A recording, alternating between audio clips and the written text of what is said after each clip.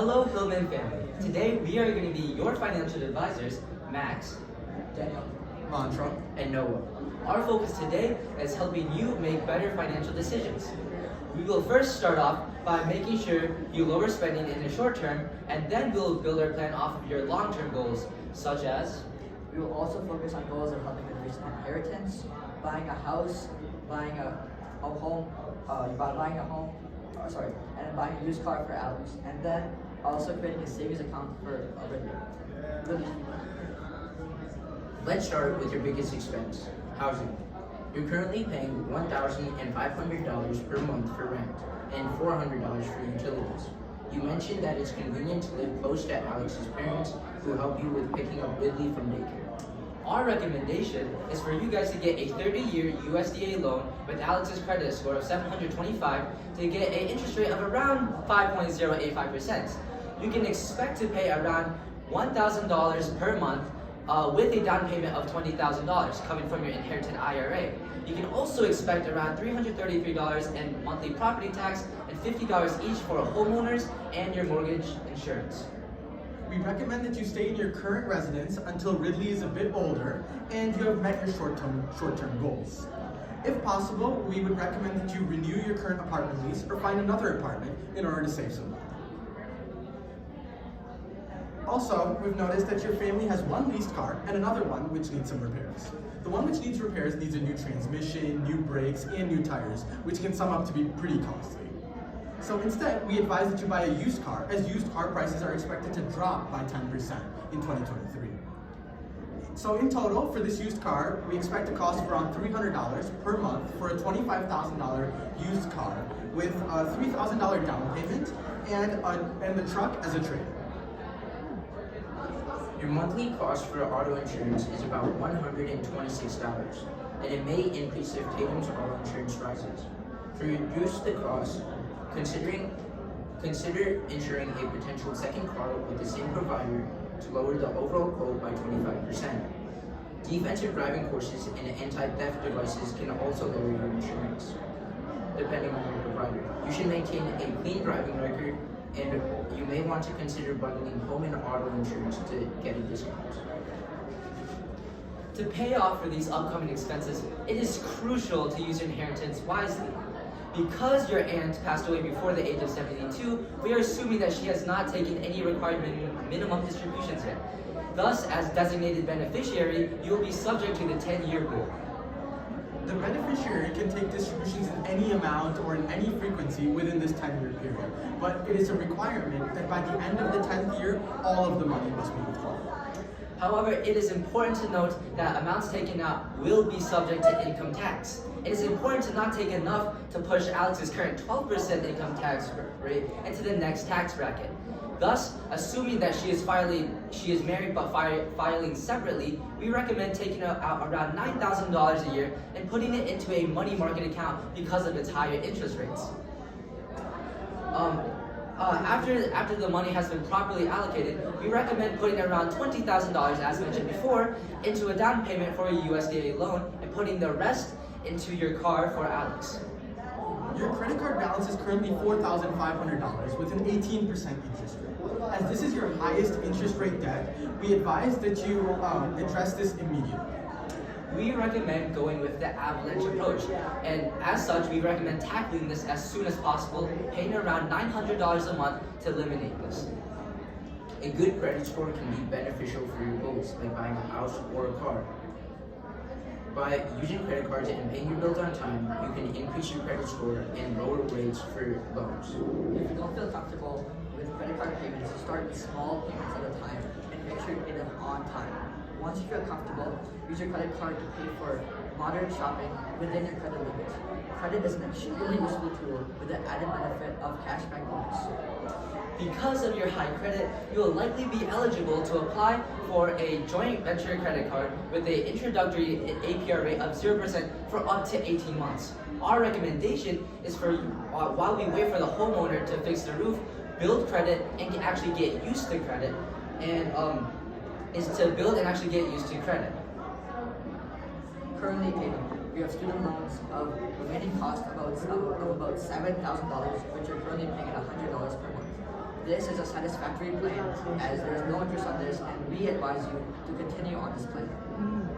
Tatum, your employer provides a healthcare plan with a $3,000 family deductible. The monthly premium is $400, which is a good plan for young and healthy individuals.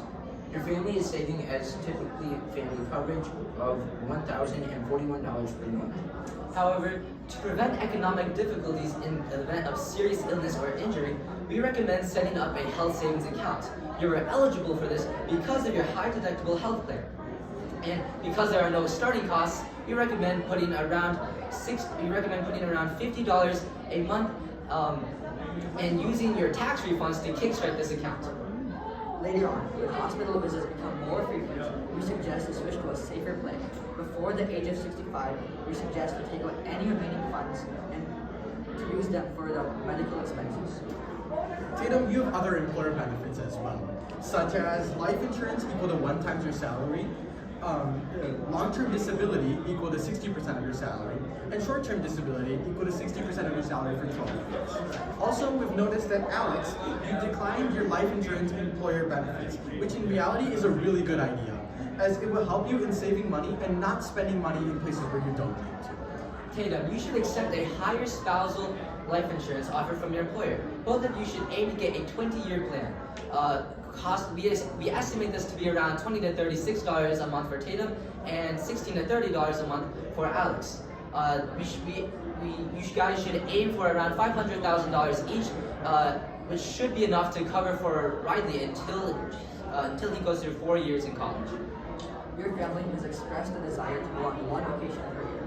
A plan to save up for this vacation is to save up 3 to 4% of your monthly income and put this money into a savings account. If you want to go on a bigger vacation, we suggest that you cut your spending elsewhere. Vacations are a viable option for your family because you guys have low debt.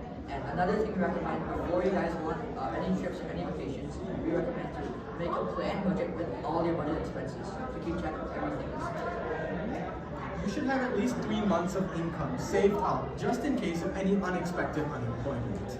And by doing this, you'll be much better prepared for any change in your employment status. When considering creating a rainy day fund, it is important to take into account the potential severity of an issue that could unexpectedly arise. By creating an emergency fund with around 6% of monthly income, or $430 every month, your family can be better prepared for an unexpected situation. Our recommendation is to keep this separate from your health savings account. One immediate thing for you guys to understand is it is never too early to start saving for retirement, especially because of your desire to go on vacations. For retirement and 401k savings, we recognize that Alex does have a 3% contribution match. However, we also know that this would only amount to around $90 a month maximum, and overall in the larger scheme of things, this is not a significant amount. Thus, in order to save up for retirement by the age of 67, we recommend having around $3.84 million, which would amount to a 70% monthly spending during retirement. This would require around $1,271 a month, or 17% of your current monthly salary. Alex, your current salary of $36,000 per year is considered low income, and very little of it is being allocated towards retirement. Despite the daycare discount and the ability to watch Ridley, childcare expenses remain high, and this benefit will end as Ridley grows older. We suggest pursuing higher education or seeking a different employer to increase the career saving. We highly recommend that Tatum negotiates with his current employer or finds a different company which will offer a better savings plan, especially since a contribution match is essentially free money. The industry average expense ratio for target date funds is around 0.51%, and because your savings plan partially limits you to this, it is extremely important to find an employer with a better savings plan. This is especially prevalent as currently 98% of employers actually typically offer a 6% contribution match. With this 6% contribution match, your monthly 401k contributions could go from the previously stated around $1,200 to only $650. In summary, we suggest Alex and Tatum to explore better retirement and savings options in order to take advantage of these employer benefits. Another possible outcome is that you pursue higher education, which can be extremely beneficial as each subsequent degree earned can increase your salary by 20 to 50%. Ridley's education and growth is also important to consider. The overall cost of your family's living expenses will increase. Setting up an education savings account for Ridley can be beneficial for Ridley's futures and your family's finances. You can save 3 to 5% of your monthly income every month to help cover for college tuition for Ridley when he grows older. You can also consider creating a 529 plan, which essentially is a college savings plan which offers certain tax benefits and can be useful for many educational costs. Tatum, you do have a $3,600 target date fund. However, we recommend treating this separately as an investment vehicle instead of a savings account partially for reasons mentioned previously. Yeah. Great. However, when your financial situation is more stable, we recommend investing in a target date fund or creating a brokerage account. There are many strategies you can use in terms of investing, and we encourage you to learn more about them, along with where your money exactly would be going during an investment, and learning about how to create a source of passive income. If you decide to create a health savings account because of your high deductible health plan, you should know that money that you put into that account will be completely tax-free. However, like mentioned before, we actually recommend you to not put any money into your target date fund currently, as we suggest focusing on ironing out your current economic situation and focusing on savings and eliminating debt as fast as possible.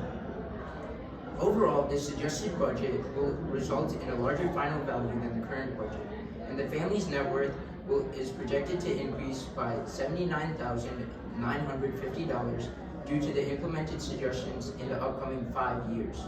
In conclusion, our team of financial advisors has come up with this list of recommendations in order to help your family make the best decisions. If you have any questions, we would be happy to answer. We got a lot to do, don't we? We sure do. Yeah, we got to clean this up, so good. Yeah, very detailed, guys. Nice. Yeah. I need a moment. Okay. Question, Maddie? Yeah, so we're not sure the current homeowner will fix the roof. So is there someplace in the budget that we'd be able to fund that if we had to?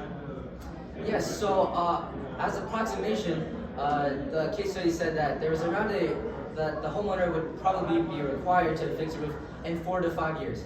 However, if he decides not to fix the roof, it is certainly possible for for Tatum and Alex to actually fix this themselves by using the inherited IRA. I have a question. I think you mentioned that we file married filing separately, and I was just wondering if you have any recommendations we should continue to do that, or if we should look at married filing jointly. So while filing separately does have its own distinct advantages, filing jointly can also, as said before, offer better tax brackets for the family. Okay. Great. I've never really understood credit scoring, why it goes up, why it goes down. What's the number one thing that impacts my credit score? So, basically, credit score is affected by how well you pay your bills on time. Okay. If you pay your bills on time more, then your credit score will increase, and if you fail to pay them, then it'll decrease. And some benefits of a higher credit score is decreased rates on loans that you take out. Your credit score is essentially a measure of how trustworthy you are as a loaner. If you have say many credit cards open, or if you fail to pay your bills on time, if you're currently in an unstable economic situation, your credit, for a myriad of reasons, your credit score may decrease as a sign of untrustworthiness and as a sign that the bank may not be able to trust you to pay back the bills on time. Because of this, you'll actually be, to make up for this, your bills and loans will probably have a higher interest rate in order to have a form of assurance for the company. That helps. Yeah. I'm good. Yeah, good. Yeah. Thank you. Well done, guys. Thank Nice you. job. Thank you for all Great that presentation. wonderful information. Thanks. Yep, we'll let you guys grab your stuff and yep, we are.